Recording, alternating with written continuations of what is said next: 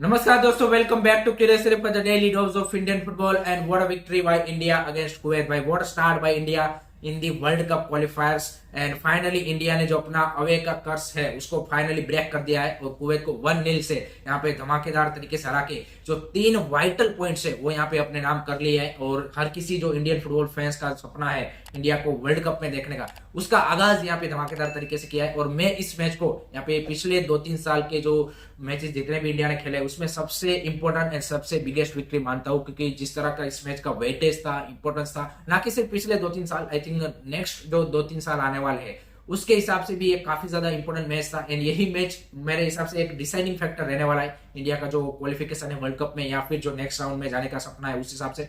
तो सबसे पहले बात करते हैं यहाँ पे स्टार्टिंग 11 के साथ। तो यहाँ पे इगो स्टेविक साहब ने हर किसी को यहाँ पे सरप्राइज कर दिया था विद दी 2 बिग डिसीजन, या फिर जो 2 बड़े गेम्बल उन्होंने खेले थे। एक तो यहाँ पे राहुल बेके को as a centre back start करवाना और वो भी लेफ्ट सेंटर बैक। जी गाइस, तो वो एक सबसे बड़ा कॉल था। लेकिन यहाँ पे राहुल बेके ने यहाँ पे जो कोच ने उसके ऊपर ट्रस्ट दिखाया, उसके ऊपर खड़े उतरे, पे ऑफ किया एंड जो गेम्बल खेला वो वर्थित था। जिस तरह से राहुल बेके का थ्रू आउट दी अगर आप परफॉर्मेंस देखें, बेहतरीन performance, positioning, tackling, interception, clearance, everything has been क्या बोलते कि really really brilliant from Rahul Bheke. जिस तरह से उनका लिंकअप प्ले था विद सुरेश वांगजा मिडफील्ड आपकी देखे अपुया के साथ या फिर आकाश मिश्रा के साथ, वो भी काफी अंडरस्टैंडिंग भी अच्छी थी। तो दैट्स ग्रेट टू सी। दूसरा डिसीजन जो उन्होंने बनाया था वो था राइट साइड पे कि यहाँ पे मनवीर सिंह को स्टार्ट कराया था हेड ऑफ। जानते नो डाउट फर्स्ट हाफ में मनवीर सिंह से काफी ज्यादा कन्विंसिंग परफॉर्मेंस नहीं आई थी, लेकिन सेकंड हाफ में he looks much better. So that's great to see. And जिस तरह से उन्होंने गोल स्कोर किया है, that was a brilliant goal from Manvir Singh. मतलब जिस तरह से उन्होंने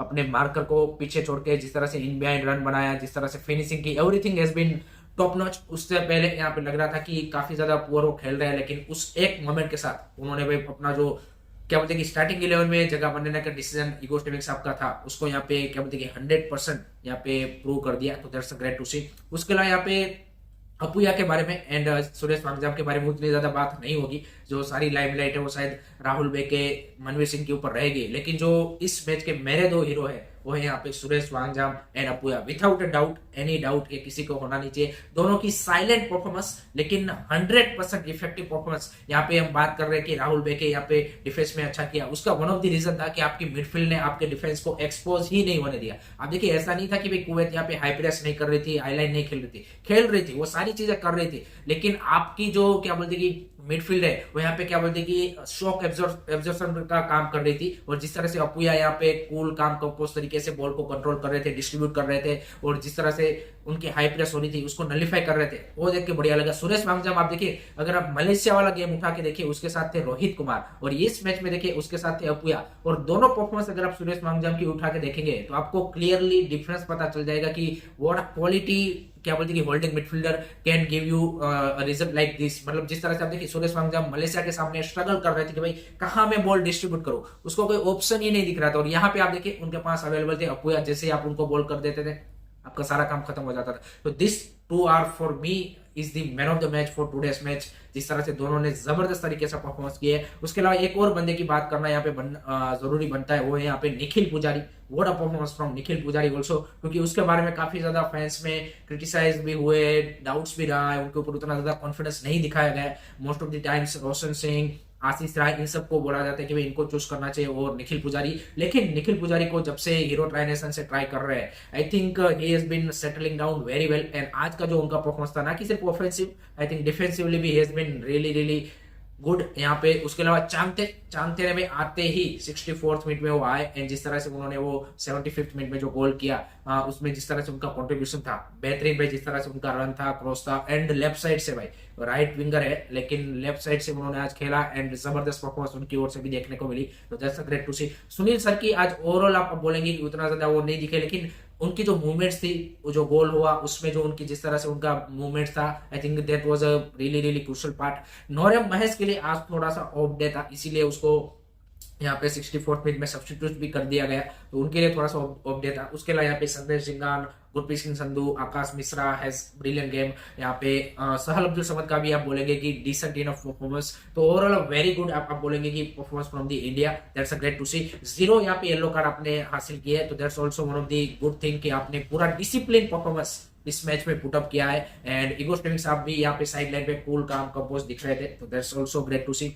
उसके अलावा क्राउड का support, what a support from the crowd भाई, सैल्यूट टू कुवैत भाई। कुवैतीस में जितने भी इंडियंस रहते हैं जिस तरह से उन्होंने सपोर्ट किया और आफ्टर द मैच भी जिस तरह से उन्होंने भाई सेलिब्रेट किया, that's a great to see. And यही चाहिए था भाई, इंडिया भाई जब भी खेले इस तरह का क्राउड का सपोर्ट मिलना चाहिए। एंड क्राउड का सपोर्ट सिर्फ वहां पे कुवैत में नहीं मिल रहा था जी, आगे इंडिया में भी कुछ बड़े बड़े लोग थे वो भी इस मैच को फॉलो कर रहे थे। उसमें से एक थे भाई आनंद महिंद्रा साहब, उन्होंने भी मैच के बाद ट्वीट किया। एंड ग्रेट टू सी कि भाई इंडियन फुटबॉल के लिए भी लोग यहाँ पे इस पूरे जो क्रिकेटिंग वर्ल्ड कप के सीजन में भी एक्साइटेड है, देख रहे हैं और उसका एक हाइप बना हुआ है, so that's a great to see. उसके अलावा कुलदीप यादव जो हमारे वर्ल्ड कप खेल रहे हैं क्रिकेट का, वो भी कल का मैच देख रहे थे, तो ये दिखाता है कि भाई इंडिया में फुटबॉल का क्रेज किस लेवल का है एंड क्या सपोर्ट मिल रहा है। So that's also one of the positive points. Referee के बारे में मतलब ये सबसे बढ़िया बात तो ये हुई कि हमने रेफरी के बारे में कभी बात ही नहीं करनी पड़ी इस पूरे थ्रू आउट द मैच में। उतनी ज्यादा बेहतरीन रेफरिंग हमें इस मैच में देखने को मिली है एंड जिस तरह से उन्होंने डिसीजन बनाया है, आई थिंक स्पॉट ऑन थे वो, so that's also a good thing. And overall I think really really important win for India. And कतार का बड़ा मैच आने वाला है, उससे पहले एक कॉन्फिडेंस बूस्टर भी आपको चाहिए था। एंड आपकी एक क्या बोलती कि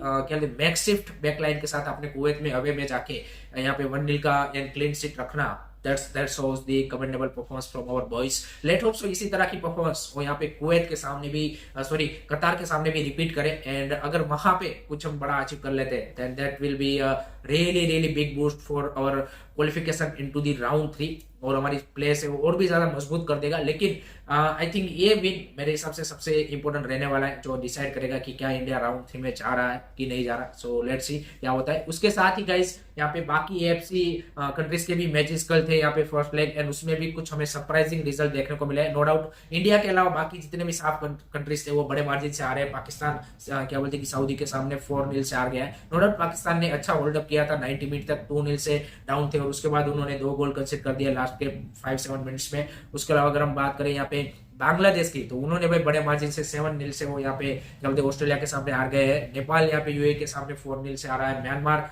जापान के सामने हार गया है। तो बाकी साफ कंट्रीज यहाँ पे मैच हार गए हैं। अगर हम यहाँ पे क्या बोलते हैं अपसेट की बात करें ऐसे, तो यहाँ पे मलेशिया ने भाई किर्गिस्तान को 4-3 से भाई काफी एक एंटरटेनिंग मुकाबले में यहाँ पे 3-1 से वो डाउन थे एंड उसके बाद उन्होंने कमबैक करके उनको हराया है। So that's one of the surprising result अगर आप बात करें तो overall I think very good day for the AFC world cup qualification. And India के लिए तो इससे बेटर डे हो नहीं सकता था ऑब्वियसली।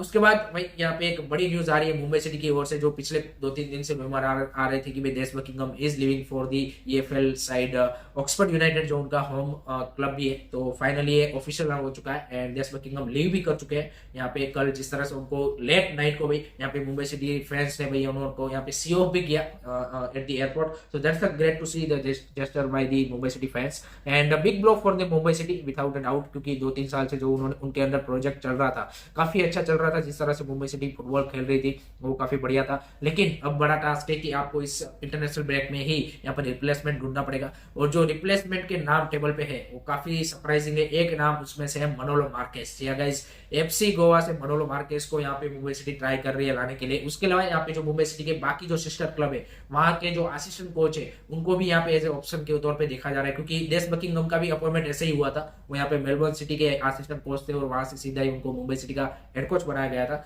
तो इसी तरह से उनके पास 12-13 क्लब है मुंबई क्या बोलते हैं सिटी फुटबॉल ग्रुप के पास। तो वहां से देखा जा रहा है कि कौन से यहाँ पे असिस्टेंट कोच उनको यहाँ पे हेड कोच की रिस्पॉन्सिबिलिटी दी जाए। तो लेट्स सी कौन यहाँ पे नेक्स्ट मुंबई सिटी का हेड कोच बनता है, वो भी देखना काफी इंटरेस्टिंग सा रहता है। एंड लास्ट में बात करते हैं भाई यहाँ पे जो इंडिया की फीफा रैंकिंग है वो भी काफी ज्यादा इस विन के साथ जो कुवैत के साथ हमने हासिल किया है उसके साथ इंप्रूव हुई है। आई थिंक 100 पोजीशन पे हम पहुंच चुके हैं, क्योंकि यहाँ पे किर्गिस्तान ने पैलेस्टाइन ने उन सब ने भी यहाँ पे पॉइंट लूज किए, तो उसका फायदा इंडिया को मिला है। और वर्ल्ड कप का क्वालिफिकेशन का मैच है तो आपको पॉइंट्स भी ज्यादा मिलते हैं, चाहे भले ही आपने कुवैत को हराया है 10 पॉइंट आपको मिले हैं। एंड इंडिया यहाँ पे 102 से 100 पोजीशन पे आ चुके हैं, तो that's a great to see. And अगर मान लीजिए कि हमने कुवैत के सॉरी कतार के सामने कुछ भी अगर प्रोड्यूस कर लिया, ड्रॉ भी इवन, देन इंडिया का जो रैंकिंग है वो 2-3 प्लेस और अब जा सकता है, तो that's great to see. So that's it from my side guys regarding today's Indian football, and I hope कि आपको वीडियो पसंद आया हो। Keep supporting Indian football, don't forget to like and subscribe curious. जय हिंद, जय भारत।